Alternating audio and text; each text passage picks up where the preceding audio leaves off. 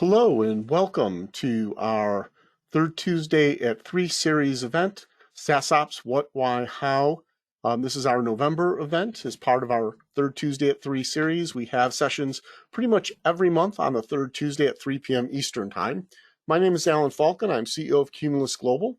I want to thank you for taking time out of your busy day and week, particularly in this here in the U.S. this pre-holiday week, to join us here this afternoon live. And also thank you if you are watching this webcast, an event on demand as part of our resource library. We appreciate you being here and joining us. Before we dive into all of the content, a couple of quick housekeeping items. The audio is muted to prevent any background noise. So at any time you have a question or a comment, please use the questions window. There's an icon along the top or right-hand side of your screen. Also, the session is being recorded. It generally takes us about 24 hours to process everything and get it up on the website. We will send out an email once it's available, should you want to go back and watch or share the information with colleagues. And as always, this webcast and event series is part of our larger resource center, which includes weekly service and information updates about Microsoft Cloud and Google Cloud ecosystems, a document library with white papers and ebooks that we update on a regular basis, our monthly newsletter, our blog. We hit several blog posts a month, and an event calendar of upcoming events. We slow down a little bit this time of year, but we will likely have one or two Coffee and Cloud series events between now and the end of the year. And so thanks for joining us, and please check out the Resource Center on our website when at a time that's convenient for you. So start out, this is, what, why, and how of SaaSOps. So let's start out with a definition of software of SaaSOps, and it's really software as a service operations, and it's a suite of processes, skills, and responsibilities for managing the lifecycle of software delivered as a cloud service. Not a lot of definition or rocket science, if you will, in that definition, but it is still a relatively new way of looking at a particular aspect of IT service management.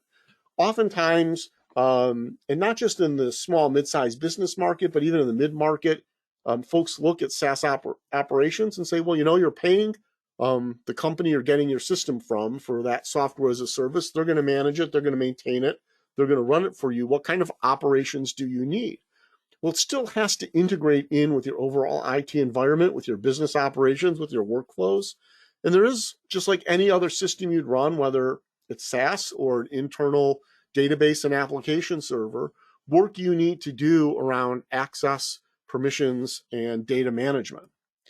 So when we talk about the what and the why, as defined, SaaSOps really focuses around 5 processes: adoption, or getting it up and running; optimization, as the name implies, making sure it's running optimally from a cost and efficiency standpoint; ongoing management of the environment; security; and experience, which is administrative and user.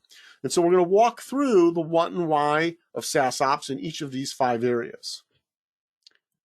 So first off, let's start with adoption. And adoption is really the discovery phase. And when you talk about adoption, this is really how do you bring in applications that are SaaS or SaaS systems, and how do you bring them into an organized methodology for overall management and lifecycle management. And so when we start with discovery, there's 2 aspects of discovery. One is selecting SaaS applications and systems that your business wants or needs. These are going to provide specific line of business functionality. They're going to provide specific back office features and capabilities, or they're going to provide a general platform. And so when we look at Microsoft 365 and Google Workspace, for example, those are really platforms, right? They provide general communication and collaboration tools as far as email, chat, video conferencing, document sharing, and some workflow management built in a secure integrated environment. But those systems aren't providing your financial, your fiscal and financial management or your accounting system. It's not going to manage your inventory or your production controls. It's not going to, manage your, the personal health information that you keep if you're a medical office of some kind. And so, your SaaS applications can be that platform horizontal level. It can be back office. It can be line of business. Really depends on what you need. And the reality is that most small businesses use multiple SaaS applications and services. And we see stats and numbers from the industry saying, oh, the average small business uses 5. And we see some that say, oh, the average uses 70. We don't really have a good finger on that pulse, but we do know chances are you have more than one. The second aspect of discovery is identifying the SaaS applications that are already in use by your team. And here you get into, really the difference between planned IT and what we call shadow IT, or what the industry calls shadow IT. So planned IT, again, most of you are picking SaaS applications to use. These are planned to meet operational or business needs. They're selected to fit with your security needs as well. In comparison, shadow IT is often when staff sign up independently for SaaS applications they want. So this is, for example, is a salesperson deciding that your system for sharing files isn't convenient, and they sign up for their own Dropbox account. Maybe it's a free consumer one. Maybe they splurge the few bucks a month for Dropbox for Business, but they sign up for their own account, probably using their work ID. Their work email is their login ID, and they're going to pay for it. They use a free version or pay for it out of pocket so that they can share files the way they want. And the challenge with this type of shadow IT is it's outside of your control. It's outside of your security protections, and in reality can actually put sensitive information at risk. So if you have a sales rep who's creating proposals and putting them in a personal Dropbox, he's actually taking intellectual property of your company and effectively putting it in the public domain, right? He's not operating within your security envelope, within your policies and procedures through which you can demonstrate that it's protected information. And so, maybe you're not thinking sales proposals are that harmful, unless, of course, you don't want your competitors or customer A potentially figuring out what customer B is paying. But there are other times where sensitive information, we've seen pharmaceutical companies where that were collaborating with other firms or had outside contractors working on parts of it, and they were using free file sharing services with very little security to share highly sensitive intellectual property about drug testing results and program and development plans. So you got to be very careful with shadow IT. Not to mention that shadow IT often adds cost. It's not uncommon, particularly in large organizations, where employees will sign up for their own computing services, shadow IT, which we don't want, and then lo and behold, they end up on an expense report, and the financial folks say, oh, this person signed up for this tool, they needed it, okay, we'll reimburse it, without really thinking about the fact that you're already, as a company, paying for that capability somewhere else. And so the goal of adoption and discovery is really the process of selecting those SaaS applications you will use as a company in which you will not, and you really want to set the stage for successful operation of those systems. And so the adoption consideration does get into the security envelope. It gets into identity management, integration, things of that nature. The second process built into SaaSOps is optimization. And here we are, as we're talking about making sure that it's working as efficiently and as effectively and as cost effectively as possible. So in this phase, you're really analyzing usage and utilization. You want to identify redundancies, not just in features, but in data sets as well. And you want to eliminate those redundancies. And so this is about, am I getting the most out of the applications I have? So for a great example, right, is we see a lot of folks with Microsoft 365 and Google Workspace who still pay for Zoom accounts. And in some cases, Zoom has a specific feature or a couple features that aren't available in the version of Microsoft Teams or Google Meet that you have based on your licensing.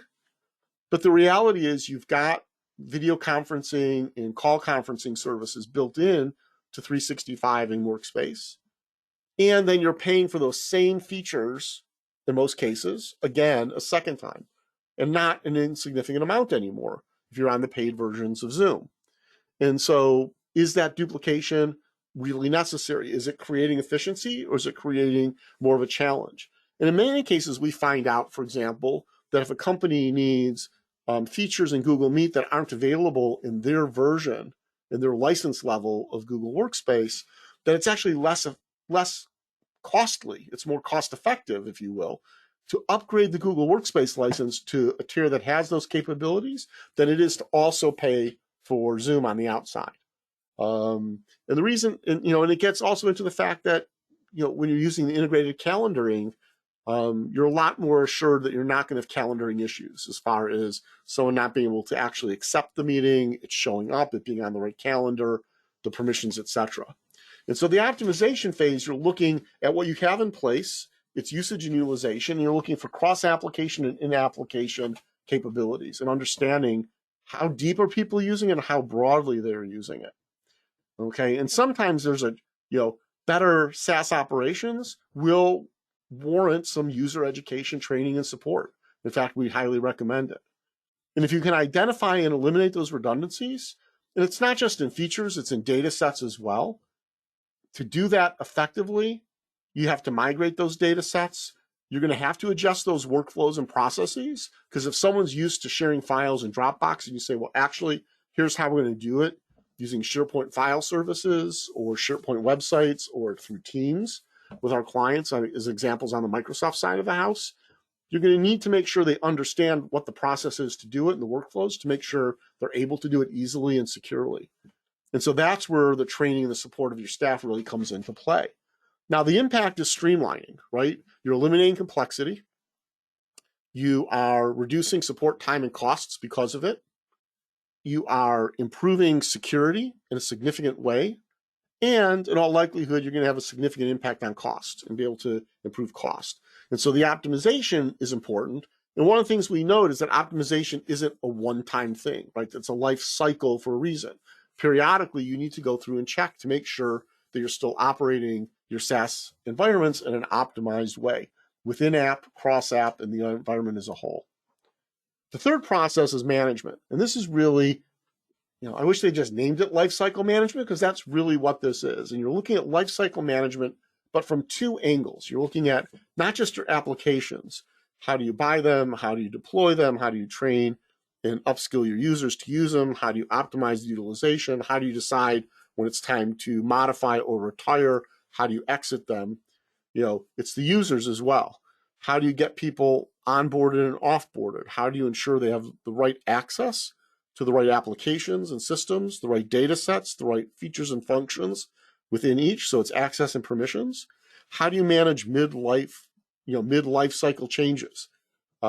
We've seen companies really struggle with things like a name change due to a marriage or a divorce, a change, a lateral move, or a promotion or a change in role in the company. And how do you manage group memberships? Now, particularly as IT environments get larger, administrators will often use groups, whether it's at the organizational unit level in the directory or groups within their identity management system.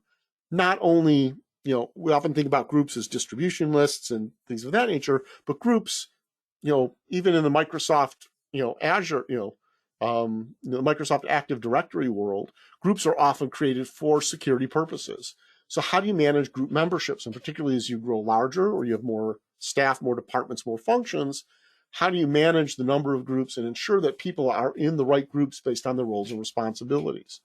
And so part of what we look for in SaaS operations is to automate group memberships by, identifying fields in user profiles or in user setups that would indicate what groups they belong in, such as department, job title, pay grade, physical location.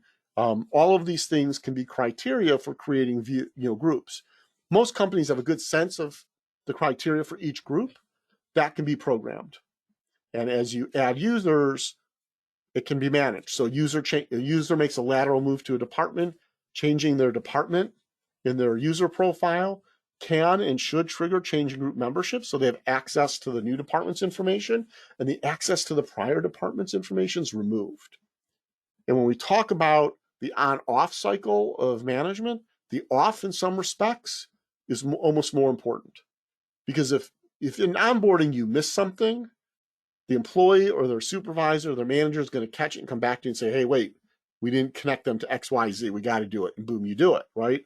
The offboarding, if you neglect to offboard someone, then that account can sit there that identity can sit there with permissions and access to applications, to services, to features, to capabilities, to data that it shouldn't.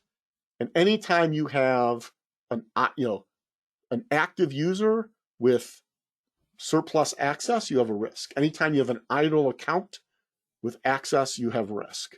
Not to mention, in the world of SaaS, oftentimes if you have surplus accounts accessing an application, you are paying money for usage that you're not using, right? So the offboarding in some cases, in some respects, is actually more critical. So what's the impact by having good, sound SaaSOps management? You're going to have good user health, right? You're going to have really clear delineation, understanding of your identity and access management, who can get into what, when, how, the overall security of your environment, as well as permissions. And that's looking at not just permission to run an app, but within each app, what the permission levels are for access to capabilities and data. At the same time, you're going to have good application health. Is it properly configured? Are the access controls in place on the application side and the system side? Is the application and its data secure? And do you have a good sense of data management? Is the data clean? Is it being maintained? Can you access it for reporting and analysis? All of that comes into the life cycles for users and applications that go through a part of the SaaSOps management. And again, you're not running the application, right? You're using it. And so it ties into the administrative capabilities you have, right? Someone can provide you a database as a SaaS application, but you're responsible for the data. You might even be responsible for writing your queries, your own reports, and maintaining those. And so you still have that responsibility for whatever you put into the system that you're using. So next up in our processes is security. And here, I'm not going to talk about the impact of good security. We all know what that is. More importantly, we understand the risks and the impact of poor security or breached security. And so with that in mind, what are the actions here? Again, it's almost a life cycle of its own, right? You want to discover sensitive data, including data subject to industry or legal regulation. It's about mitigation of risk, oversharing of data externally and within your organization. We talk a lot about shutting things down and keeping people out.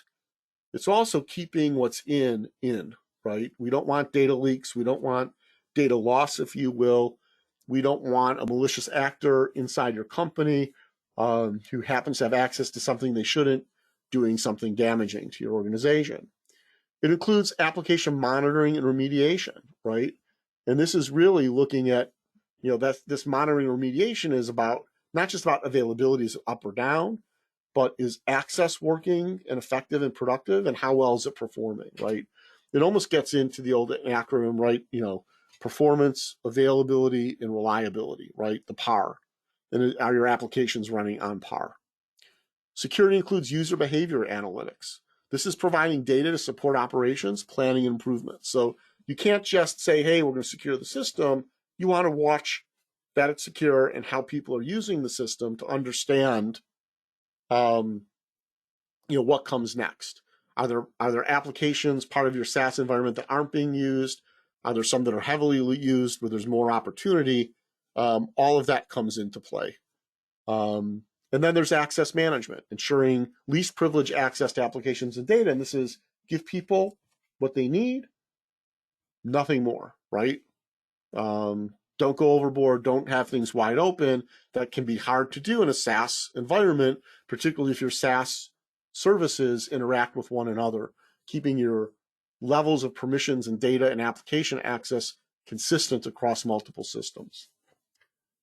Procedure or process number 5, if you will, is experience. And here we get into the experience, really from the administrator standpoint, as well as your relationship with your end user organizations. First and foremost, automation. We want to simplify those admin tasks. You want change management. You want to plan your changes. You want to document them. You want to be able to back them out if at all possible. And active management of access and rights. Again, not just the mechanics of access management that we're talking about, but policies with clear procedures. Here are the rules that we're going to follow. Here's how we're going to follow them. then you can automate them and know that you're not creating risk, and you're not overprotective, that you strike that balance, right? So the impact here, particularly with automation and good change management, you're actually going to reduce administrative, security, and other errors. Your IT services are going to be more reliable. You're going to be able to improve your ability to respond quickly to change and support requests. Why? You know what your environment's supposed to look like. You know what's changed. If A was working yesterday and last night there was a change and A is not working now, you have a place to start, and it's documented. And the people who are here today who might not have been involved in the change last night will know about it and know how to deal with it, right? So you can get into that response time and support requests. You can also evaluate changes much more quickly. Is this good? Is this bad? Is this something we can do? And third, the impact is the ability to protect. You're going to maintain compliance with your company policies, with industry standards and regulations, things like PCI, right? As well as your regulatory requirements, particularly these days around security and data privacy and data protection. So with that, how do we do it, right? And there's two aspects to it, monitoring and administration. And it's easy here to dive in and say, get product X or service Y. I'm not going to do that. I'm going to talk about monitoring tools in general. And if you're interested, we can sit down and talk about what you have and what might be a good addition or good mix into your environment. And that's a good one-on-one conversation. At a high level, you've got platforms. Microsoft and Google Workspace do monitor themselves. They have reporting abilities. You can argue about which is better, which is more, but you look at things like Security Center and Microsoft 365, you get a pretty good view of who's doing what, why, and how. Even tools like Microsoft Viva give you a sense of utilization and usage. Google has alerting systems around DLP and other factors of the security environment, right? So take advantage of the tools, learn the tools that are built into the platforms, and what they can do to help you monitor your usage, your utilization, performance, and security, right? Because that's a good chunk of the monitoring you want to do as part of overall SaaS operations. Next is you want to monitor for shadow IT. And this is more than just system scans to see what's installed and what's out there. There are tools available that not only grab information, from web traffic going across the wire to see what people might be accessing, as well as what's installed. But we've worked with some tools that you can connect your credit card accounts, and it'll identify new charges for SaaS and other IT services that are showing up on corporate credit cards, right? So if you've got staff out there with a corporate credit card and they sign up for that Dropbox for Business, boom, you're going to get an alert. You're going to know. You can intervene and talk to that person and say, hey, whoa, let's make sure we can do this internally before you spend that money. And finally, you want security tools. Security tools, not just am I keeping people out, but am I getting notified? Am I aware of settings and changes or specific user activities that might put the business at risk, so we can deal with those. Then there's the automation tools, right? We like to start with, it sounds like the easiest, but it's on and offboarding, right? Getting people into your company or into a change of role in a successful way where they're given the permissions and access they need. What they don't need isn't available to them. And as importantly, when they offboard, removing that access and the permissions that they no longer need, and making sure that their data and their work ends up in the right hands and is properly protected before you delete any accounts. Now, onboarding and offboarding, definitely, hey, Microsoft and Google have tools and steps to take to onboard and offboard to someone in their systems. This is a macro level discussion. It's not only how do you get someone into Microsoft 365 and Google Workspace, do you know what other applications they need, what permission groups they need to be in, what access rights they have, do they need specific identities, do they need things configured in a specific way based on their department, their location, their role, etc. And do you have a mechanism where you're also tracking things like equipment issued, keys, security access ID cards, corporate credit cards, things of that nature, so when you offboard, you have a checklist specific to that employee of things you need to get back if someone leaves the company. Or if someone changes, we've seen onboarding, offboarding scripts that say, hey, if a person's changing departments, then we have to reassign their corporate charge card to the correct department, right? That task is tracked. It's not visible to the end user, and it's not the role of IT, but as IT is going through, boom, hey, the system sends a message to the finance team and says, hey, don't forget, so-and-so is moving from department A to department B. Let us know that you've moved their credit card to the right cost center. We'll check it off the list. And you can provide some value add there at an organizational level. Certainly automation tools around permissions management that can look at your business rules for data privacy, look at the content of what's in your system, and look at the permissions. And if things are overshared internally or externally, generate warnings or strip those permissions and notify to mitigate mistakes, right? To correct mistakes and mitigate that risk. Dynamic groups, again, looking at individual or organizational attributes and using those to assign them not only to communication groups, but to security groups that determine the access that they have. And so it's the means to the end there. The ability to script tasks that you do often as an administrator, forcing doing a password, a remote password reset, periodically doing scans of connected devices, verifying that syncs are working, scanning files to make sure people aren't just accidentally syncing all of the photos and videos on their iPhone into your laptops. Things of that, those common techniques or other more sophisticated things you want to do on a regular basis, get them scripted and get them scheduled. Training and education. There are some great tools now that help train and educate your users. Something as simple as security awareness training and education can reduce your risk of cyber attack significantly. Additionally, again, if you don't want people going to shadow IT, they need to understand the systems and tools they're running. Providing that training and education helps achieve that goal. And again, we work with platforms and systems that do that on an automated basis, that look at how someone's using a system and periodically send them an update by email, a little video they watch, 90 seconds to 3.5 minutes long, that either enhances their knowledge of an area of the system they work or introduces them to a capability they're not using that's relevant to their role. So they, over time, in little bits and pieces, as they need the skill, are given additional skills and capabilities to get more value out of your existing investment and existing SaaS applications. And then assist an automation tool, service ticketing, right? A lot of service tickets today, responses and actions to make corrective actions can be automated, and a good servicing ticket will let you do that. Sometimes scripting comes into play there, but also understanding and tracking the service requests from your end users, automating updates so that they know that it's being looked at, ETA timeframes, things of that nature are important, and gathering that information on the back end so you can do root cause analysis and identify areas where maybe some additional training and education is needed, or there's an issue with the system, you need to talk to the vendor, or there's a feature that people are looking for that you don't have, you want to feed back to your SaaS vendors as well. So all of that comes into play. Okay, we've covered a lot of ground. And for us, SaaS Operations is part of what we offer. And so when we talk about Cumulus Global and our managed cloud services, those include our premium service, which is a co-managed model for management and administration of support of your cloud environment, which obviously includes your SaaS applications.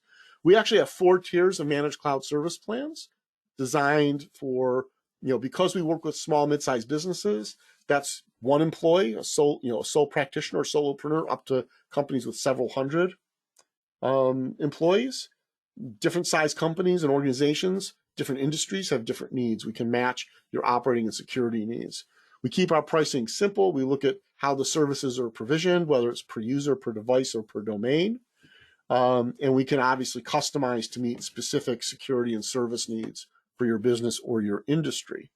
And so when we look at those 4 tiers, when we talk about SaaS ops and the automation piece, those capabilities really tend to click in with our business plans. And if you look at our essential plan, this is really designed for small businesses. It gets you, if you're running Microsoft 365 or Google Workspace, we're protecting your laptop, we're protecting your email inbound, outbound, and hopefully you also sign up that we make sure that if something goes wrong with your laptop, we can run an image in a cloud data center until we can get it or you can get it fixed. You step up into our basic, we start doing, proactive remote monitoring and management. We'll help you manage multi-factor authentication, the #1 way to prevent account compromise attacks and security breaches. We'll also make sure your local disk encryption is in full swing to secure those local files, and we'll manage DNS services. Beyond just having good DNS records, to have other protocols in place to protect email services and delivery. Those tend to be, for very small and small mid-size in the SMB market. As we get into more mid-sized companies, chances are you've got some IT resources in a more complex environment. So that's why we're adding the advanced admin tools to do things like on offboarding, group administration, and more. With more people, you've got more issues potentially with email integrity. We've got services for that. You're large enough that security awareness training will have an impact on your security profile and certainly on your cyber insurance premiums. And we'll add in other tools to prevent risks like web filtering and DNS protection to prevent malware downloads. And so, our Basics, our most popular plan. Financially, business is our best value. So if you're curious about this, let us know. So I've covered a lot of ground about what is SaaSOps, why you want it in place, the value it adds to your information technology and services operations, as well as your business overall, from a performance, efficiency, and cost basis. So what's the action item? What are your next steps? One, we always encourage you to assess your environments and needs, check the boxes. What do you need? What do you want? What is nice to have? What's necessary? And understand that in the context of how efficiently you're operating, the tools and services you're running, your security requirements that you have internally, as well as those that are being imposed upon you. And from there, you can define your value proposition. You look and say, okay, how much automation and monitoring and management do we want to bring into our SaaSOps? How sophisticated do we need to be? What are the priorities, based on our concerns and those needs we talked about in the assessment, and the cost? In addition to looking at what you're going to spend, or what you're going to spend and hopefully subsequently save as well, and that value proposition, also consider the cost of inaction. What if you don't make a change for the better? Where does that put you competitively? Where does that put you operationally? And with that, then you can plan your solutions, set the budget, set the priorities, phase everything in, and execute. And all of those come into play. And if you want help doing that, have a complimentary conversation with one of our cloud advisors, and we'll see how we can help and what that looks like for your organization. There's a QR code and a URL on the screen. Either of those will just let you set up a 15-20 minute introductory call. At this point, I want to thank everyone going. We're trying to keep these things to half an hour. So I moved through a little bit quick. So if at this point there are any questions, feel free to open up that questions windows and ask. You can also contact us. My contact information is on the screen. I will tell you, don't give me a call. I'm horrible about answering the phone, and even worse about voicemails. If you send me an email, I'll answer you, or I will, if I'm tied up or I'm going to be busy and can't get back to you quickly, I'll have a member of my team get back to you. Or you can hit our general line or just schedule an intro call with one of our cloud advisors. At this point, I want to thank you for joining us. If you're here for the live event, we always appreciate folks who join us live. It's good to know I'm not just talking out into the ether, and hopefully you find the content valuable. We also hope, if you're here watching this on demand, that you felt this was a good use of your time as well. And again, we're here to answer any questions and help in any way we can. So I want to say thank you very much and have a great day.